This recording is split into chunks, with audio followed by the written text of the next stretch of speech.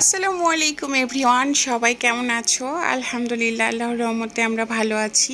আশা করি আল্লাহ তোমাদেরকেও ভালো রেখেছে। বরাবরের মতো নতুন আরেকটা ব্লগ নিয়ে আমি যারা ফ্যামিলি লাইফ ব্লগে তোমাদেরকে ওয়েলকাম জানাচ্ছি। নতুন আরেকটা ব্লগ মানে নতুন অনেক কিছু। আশা করি তোমাদের আজকের ব্লগটা ভালো লাগবে।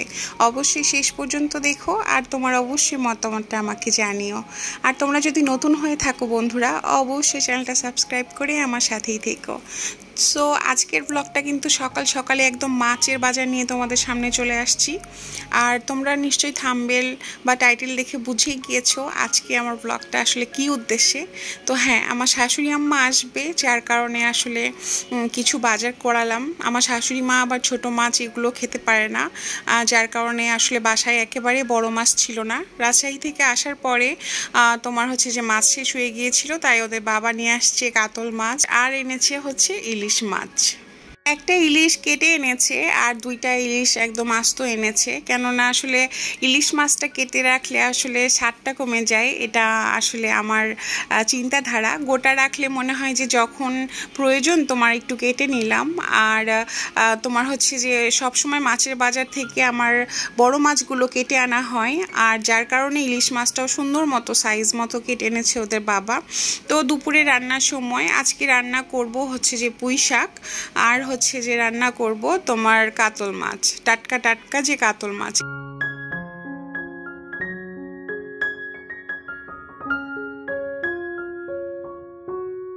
আমাদের বাংলাদেশে সব কিছু এখন ডিপেন্ড করে ফেসবুক, ইউটিউব আর টিকটকের ওপরে। আসলে না বললেই না, আমাদের ফেসবুকে তোমার হচ্ছে যে ভ্রান্ত ধারণা ছড়ানো হচ্ছে যে ইলিশ মাছের দাম কমেছে বা এটার দাম কমেছে সেটার দাম কমেছে, নানা রকম তোমার তথ্য ছড়াচ্ছে। তো যাই হোক, আসলে কোনো কিছুরই এখনও কোনো রকম কোনো দাম কমে নাই। যদিও তোমার ওই যে 10-5 টাকা এরকম কমেছে, হয়তো বা কমবে কিনা জানা নেই। তবে অবশ্যই একটা মন্ত্রী বলেছে যে এবার ইলিশ ভারতে আর রপ্তানি হবে না। অবশ্যই বাংলাদেশের মানুষ এবার মন ভরে তৃপ্তি মতো ইলিশ মাছ খেতে পারবে। আর এটা যদি আসলেই সত্যতা পাই, তবে বাংলাদেশের মানুষ আসলে অনেক খুশি হবে, কেননা ইলিশ মাছ এমন একটা মাছ আসলে সবাই ইচ্ছে করলেই খেতে পারে না। তো আলহামদুলিল্লাহ আমাদের তৌফিক আছে, আমরা খেতে পারি। তো যাদের আসলে তৌফিক নাই, কিন্তু এই মাছটা এতটাই সুস্বাদু, কে খেতে চায় না বলো? অথচ একটা মাছ কিনতে গেলে তোমার হচ্ছে যে হয়রানির শিকার হতে হয়। তো যদি একটু দাম কমে, আসলে এটার চেয়ে আসলে খুশির খবর আর হতে পারে না। তো আমি কিন্তু শাকটা তোমার তুলে দিয়ে জাস্ট হচ্ছে যে বাচ্চাদের টিফিনগুলো এনেছে গত রাতে, তো সেগুলো আবার বক্সে উঠিয়ে রাখলাম। তো ডাটা, আলু আর কাঁঠালের বিচি নিয়ে নিয়েছি। এটা রান্না করব তোমার কাতল মাছ দিয়ে। আর ডাটা দিয়ে তোমার আলু দিয়ে বা হচ্ছে যে এই তোমার কাঁঠালের বিচি দিয়ে কিন্তু মজাই লাগে। তোমরা খাও কিনা অবশ্যই জানিও। এই মানে কাঁঠালের বিচি একটা আছে না, যে তোমার যে কোনো সবজির মধ্যে দিলে অনেক সুস্বাদু লাগে। আবার অনেকে তো তোমার হচ্ছে যে মুরগির মাংস বা অনেকে গরুর মাংস কিন্তু কাঁঠালের বিচি দিয়ে রান্না করে, যেটা আমার এখনও রান্না করা হয় নাই। আসলে বিচি দিয়ে মাংস এগুলো হচ্ছে যে আমার ফ্যামিলিতে কখনোই রান্না হয় নাই। কে পছন্দ করবে কে করবে না এই রকম চিন্তাধারা থেকে রান্না করি না, বাট সবজি হলে তো অবশ্যই দেওয়ার চেষ্টা করি যদি সেটা থাকে। তবে এটাই হয়তো বা কাঁঠালের বিচির শেষ রান্না হতে পারে, কেননা কিছু কাঁঠালের বিচি আছে 2 দিন খেলেই শেষ হয়ে যাবে। ডাটা দিয়ে কাতল মাছের ঝোল কিন্তু দেখতে অনেক লোভনীয় লাগছে, আর আলহামদুলিল্লাহ খাবারটা অনেক মজার হয়েছিল।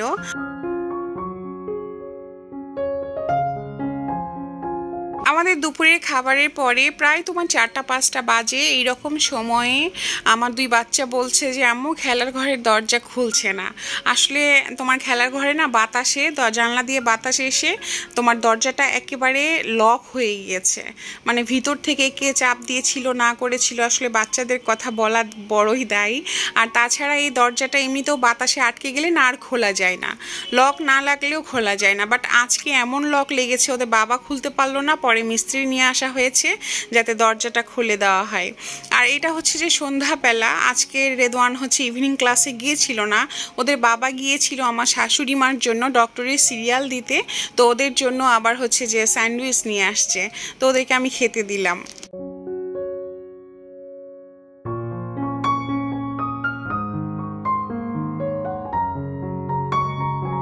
এমন খাবার পেলে বাচ্চারা হয় বেজায় খুশি। তো আমার শাশুড়ি মার কেন ডক্টরের সিরিয়াল দেওয়া হয়েছে হঠাৎ করে, আর মা হঠাৎ করে কেন ঢাকায় আসছে, সম্পূর্ণটা ভিডিও না দেখলে তোমরা বুঝতে পারবে না। অনেক বিপদ যাচ্ছে আমাদের ওপর দিয়ে। আসলে মার শরীরটা ভীষণ রকম খারাপ। তো পরদিন সকালে তোমার প্রায় 10টা-11টা বাজে, আজানের স্কুলে আবার আজকেই বই দিবে। আমি যখন রাজশাহীতে ছিলাম তখন বইটা কালেক্ট করতে পেরেছিলাম না। আর ডেফোডিল ইন্টারন্যাশনাল স্কুলে না তোমার হচ্ছে যে প্রতিদিন বই পাওয়া যাবে না, সেখানে তোমাকে যে ডেটটা দিবে সেখানে মনে করো সেই ডেটেই তোমাকে পৌঁছাতে হবে। আর এইদিকে ওদের বাবা আর আমি গিয়েছি জাস্ট বই আনতে, আর এদিকে আমার শাশুড়ি মাও চলে আসছে। আমার শাশুড়ি মার শরীরটা ভীষণ রকমের খারাপ, যার জন্যই বললাম যে আসলে বিপদের মধ্যে দিয়ে আমাদের দিনকাল কাটছে। আর আমার শাশুড়ি মার কী হয়েছে, আমার শাশুড়ি মার হয়েছে পিত্তথলিতে পাথর। তো এটার অপারেশন করাতে হবে, যার কারণে তোমার হচ্ছে যে হঠাৎ করে একেবারে মার চলে আসা। কোনো রকম আমরা বুঝতেছিলামই না যে মা এত তাড়াতাড়ি চলে আসবে। আসলে অনেক দিন ধরে হয়তো বা পিত্তথলির পাথরটা হয়েছিল। মার বুক ব্যথা করে, পেট ব্যথা করে, ভালো মতো খেতে পারে না, প্লাস তোমার হচ্ছে যে প্রচণ্ড রকম তোমার গ্যাস্ট্রিকের সমস্যা হয়, যার কারণে তোমার টাঙ্গাইলে হচ্ছে যে ডক্টর দেখানো হয়েছে। তো ওখানে তোমার ধরা পড়েছে। তো সবাই ভাবছিল যে আসলে কোথায় অপারেশন করলে ভালো হয়। তো রেদনের বাবা মানে আমার হাজব্যান্ড বলেছে যে না, মার অপারেশন তো ঢাকাই হবে। তো যার জন্য আমার মেজো দেবর একদম সকালে রওনা দিয়েছিল, তারপরে মাকে নিয়ে চলে আসছে। আর এদিকে যেহেতু বই এনেছি, আর বাচ্চার আসলে কি ধৈর্য নিবে। আর মা এই বিপদের সময়ও নিয়ে আসছে, তোমার হচ্ছে যে টাঙ্গাইল থেকে মিষ্টি এনেছে। আর আমি রবু ভাইকে আগেই বলেছিলাম যে বাচ্চাদের ঘি একেবারেই শেষ হয়ে গিয়েছে। আর তোমরা যারা আমার ব্লগ রেগুলার দেখো তারা অবশ্যই জানো যে আমি অলওয়েজ তোমার টাঙ্গাইল থেকে ঘি আনাই। এটা একেবারে খাঁটি ঘি, এটা তো আমরা বিশ্বাস করি। তো যার কারণে ঘিটাও আনা হয়েছে। আর আজান তো থামতেছিল না যে আম্মু আমাকে প্লিজ বই দেখাও, বই দেখাও, বই দেখাও। তো যার কারণে আমি ভাবলাম যে আসলে ওকে বইটা আগে দেখিয়ে দিই। তো ওর স্কুল ড্রেসটা বানানো কমপ্লিট হয়ে গিয়েছে, তোমার ট্রাই নেওয়া হয়েছিল না, যার কারণে স্কুলে যেহেতু গিয়েছিলাম তো একটা টাইও নিয়ে আসলাম।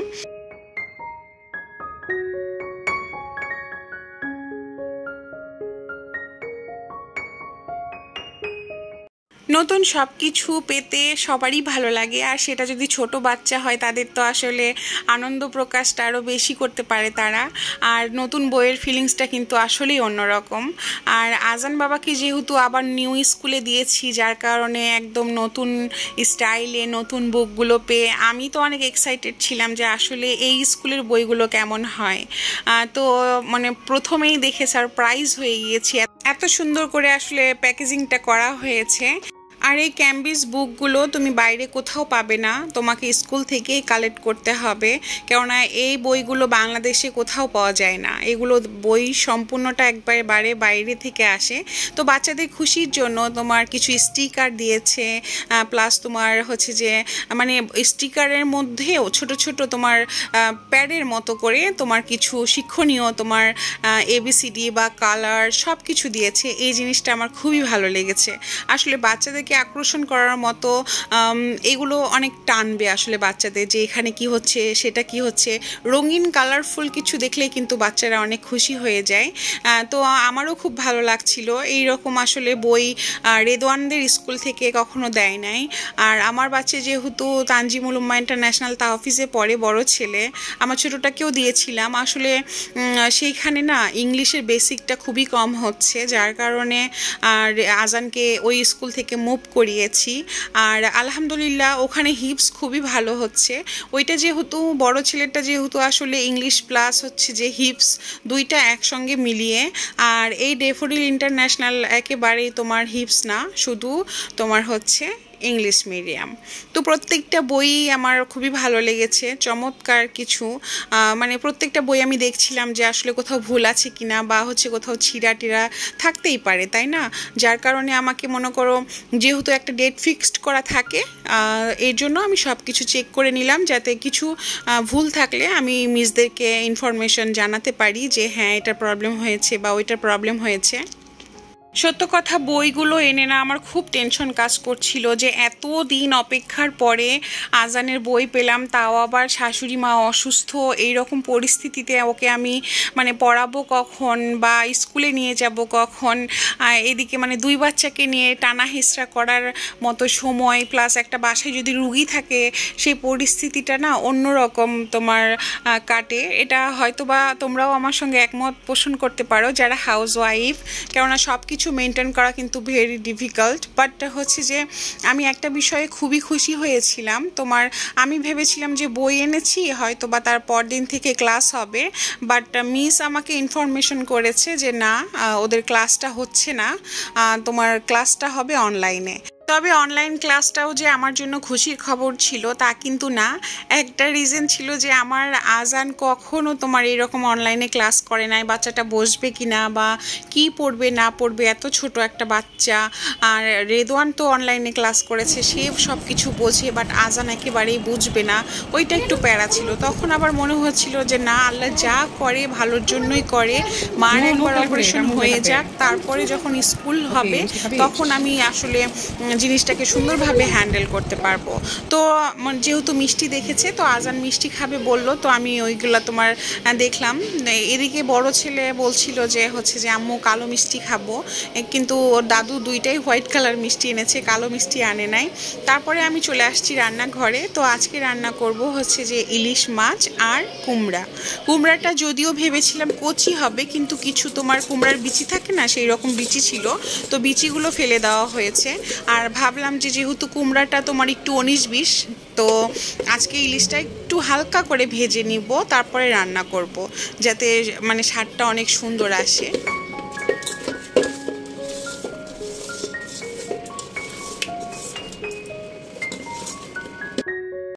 একটা কাজ করলে যে কতটা যত্ন দিয়ে করতে হয় সেটা আসলে আমি এখন বুঝতে পেরেছি। আসলে আমি যে ভ্লগ প্রতিদিন আপলোড করছি, এটা অনেক কষ্ট করে আপলোড করি, মানে নিজেকে অনেক স্যাক্রিফাইস করতে হয়, তারপরে হচ্ছে যে একটা ভ্লগ আপলোড করতে পারি।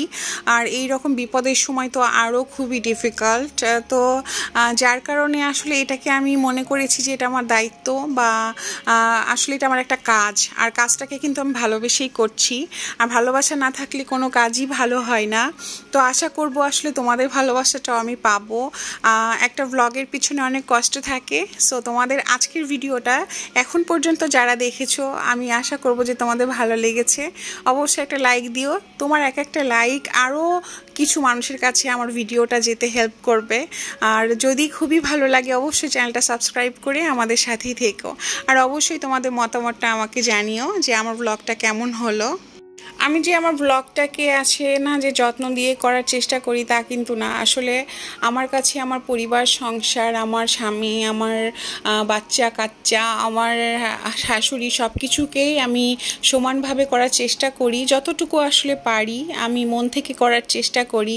বাসাটাকে অর্গানাইজ করার চেষ্টা করি। আসলে একটা সুন্দর বাসা গুছিয়ে রাখলা, অর্গানাইজ রাখলা, সে বাসায় সুখ থাকলো না, শান্তি থাকলো না, তাহলে তোমার জীবনটা কতটুকু অর্গানাইজ, তোমার জীবনটা তখনই সাজানো গুছানো ভালোবাসায় পরিপূর্ণ থাকবে যখন তোমার পরিবারটা অনেক হাসি খুশি, বিশেষ করে সুখী পরিবার, তাই না? তো আমি এর আগেও তোমাদেরকে বলেছি যে হোম অর্গানাইজ মানে শুধু তোমার হচ্ছে যে বাসাটাকে চকচক করে সুন্দর করে সাজানো না। হোম অর্গানাইজ মানে তুমি কেমন মা, তুমি কেমন ওয়াইফ, তুমি কেমন আছে না যে বৌমা, বা তুমি তোমার সংসারটাকে কিভাবে গুছিয়ে রাখছো, বা তুমি কেমন মেন্টালিটি রাখো, সব কিছুর উপর ডিপেন্ড করে। এটা আমার মতামত। আমি জানি না আসলে এই রকম মতামত তোমাদের কেমন লাগবে, বাট এটা আমি মনে করি যে শুধু আমার কাজটা আমি সুন্দরভাবে করলাম আর বাকি কাজটা অন্যভাবে করলাম তা কিন্তু না। চেষ্টা করি, আসলে মানুষ তো ভুল হতেই পারে, বাট চেষ্টার তো আর শেষ নেই, শেখারও শেষ নেই। তো আমার তরকারি কষিয়ে তোমার পরিমাণ মতো ঝোল দিয়ে দিলাম। আর হচ্ছে যে আমি কিন্তু এরকম করে সুন্দর করে মাছগুলো সাজিয়ে সাজিয়ে দেই যাতে ভাঙে না। আর বিশেষ করে আমি সব পদেরই মাছ এইভাবে দেই, কিন্তু ইলিশ মাছটা এমন নরম মাছ, তোমার সাবধানে নাড়াচাড়া না করলে একদম ভেঙে যেতে পারে। আর রান্না করছিলাম চিচিঙ্গা ভাজি, আর এই চিচিঙ্গা ভাজিটা রান্না করব ডিম দিয়ে। ইলিশের ডিম দিয়েও রান্না করি, বাট ভাবলাম যে না, ইলিশ মাছের ডিমটা স্লাইস করে কাটলে জন প্রতি অনেকেই খেতে পারবে, যার জন্য এটা হচ্ছে যে আমি শুধু মুরগির ডিম দিয়ে রান্না করব। আর আজকে না তোমার হচ্ছে যে ওই যে সকালবেলা গিয়েছিলাম বই নিতে, যার কারণে আমার কফি খাওয়া হয়েছিল না, আর রান্না করতে যেয়ে না ভালো লাগছিল না, তো যার কারণে আমি রান্না করতেছিলাম আর কফি খাচ্ছিলাম। এই রকম তাড়াহুড়ায় আসলে চা কফি খেয়েও কিন্তু মজা লাগে না, কিন্তু কি করব, রান্না আছে, এদিকে শাশুড়ি মা আসছে, কি না কি খেয়ে আসছে, রান্না করে দিলে খাবে, তবেই না আসলে শান্তি শান্তি লাগবে।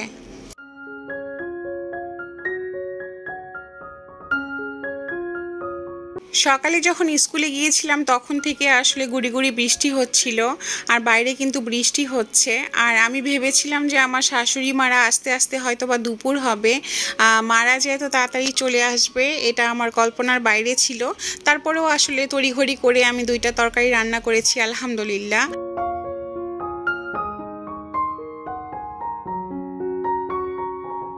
শাশুড়ি মা আসলে আমি সবসময় ট্রাই করি তার পছন্দের খাবারগুলো একটু রাখা, বা সে যেন খেয়ে শান্তি পায়। আর কিছুদিন ধরে যেহেতু উনি খেতেই পারছে না, একেবারে খাবার খাওয়া বন্ধ করে দিয়েছে, আমি ভেবেছিলাম যে ইলিশ মাছ দেখে অন্তত কিছু তো খাবে, বাট না, আমার শাশুড়ি মা তরকারি দিয়ে ভাতই খাবে না। তো এই যে বৃষ্টি হচ্ছে, আমি দাঁড়িয়ে আছি, কেননা ওদের বাবা গিয়েছে বাইরে কলা কিনতে, আর কলা দিয়ে তারপরে হচ্ছে যে একটু পানি দিয়ে আমার শাশুড়ি মা ভাত খাবে। তো আসলে বাইরে এসে দেখলাম যে এত বৃষ্টি, যে না জানি ওদের বাবা ভিজে যাবে, আর বৃষ্টি দেখে কিন্তু খুবই ভালো লাগছিল।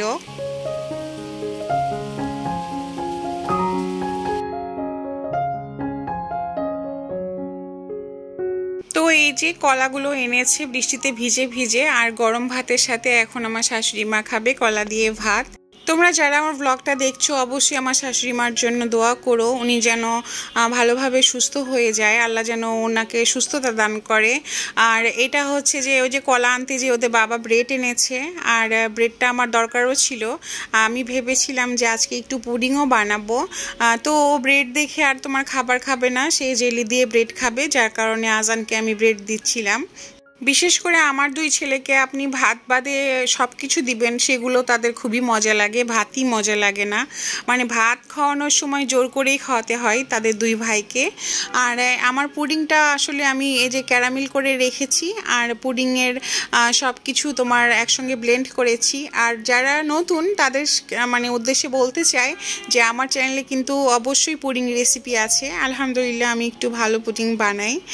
তো পুডিংটা আসলে তুলে দিলাম। এটা রাতের বেলা তোমার আমার শাশুড়ি মাকে ডক্টরের কাছে নিয়ে যাবে, তো আমি ভাবছিলাম যে পুডিংটা বের করে কেটে দেই, সবাই একটু তোমার খেয়ে তারপরে যাক। আমি যখন পুডিং কাটছিলাম তখনও আসলে আমি জানতাম না যে আমার শাশুড়ির পুডিংটা খাওয়া হবে না, কেননা আমার শাশুড়ির আছে ডায়াবেটিস। আর আমি আরও বানিয়েছি যে মার এই পুডিং খাবারটা না খুবই পছন্দের। আর তাছাড়া ডক্টর দেখানোর পরে ডক্টর হচ্ছে যে কবে অপারেশনের ডেট দেয়, তখন তো উনি খেতে পারবে না, এইরকম আমার চিন্তাধারা।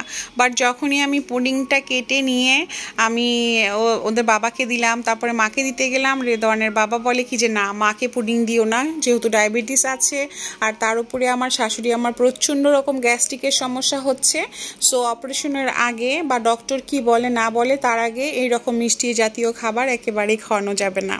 আমি বলেছিলাম যে মাত্র 1টা চামচ তো খাক, কিন্তু না, খেতেই দেয় নাই, যার কারণে আমার খুবই খারাপ লাগছিল। আর আজকের পুডিংটা জাস্ট দেখো, এত সুন্দর হয়েছে, মাশাআল্লাহ, আমার কাছে তো খুবই ভালো লেগেছে, মানে নিখুঁত একটা পুডিং হয়েছে। আর আমার পুডিংটা আলহামদুলিল্লাহ আসলে সবসময় একটু ভালো হয়, কখনো কখনো খারাপ হয়, কেননা প্রতিদিনের রান্না তো আসলে কারোরই একরকম হবে না।